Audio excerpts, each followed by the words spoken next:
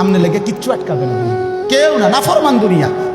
দুনিয়া ধোকা, দুনিয়া ধোকা। এই আজকে জানাজার দিন আমনের ফুদ বৌজি তারা যে কাঁদছিল সকাল থেকে, কাইন্দা কাইটা দাফন কইরা ঠিকই মাগরিবের পরে তারা ভাত লইয়া বই।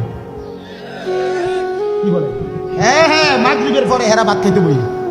আর আত্মীয় স্বজনে যাইতে ধরে খাবা, আরে যে কান্দাটা কাঁদছো আরো দুটা ভাত লও, আরো এক টুকরা গুস্ত লও। কিসের কান্না? ধোকায় গেল দুনিয়া, ধোকায় গেল।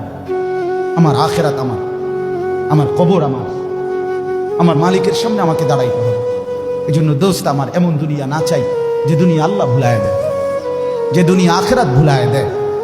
এমন কামাই করা না চাই যে কামাই নামাজ ছেড়ে দিতে হয়। কেন ছাড়বেন নামাজ? দুনিয়া করেন, কোনো মানা নাই। আল্লাহ তাআলা দুনিয়া বাদ দিতে নিষেধ করছে। দুনিয়া বাদ দিলে আপনি নেক আমল করবেন কেমন? দুনিয়াতে না থাকলে আপনি সেজদা দিবেন কেমন? শরীর সুস্থ না থাকলে আপনি নামাজ পড়বেন কেমন?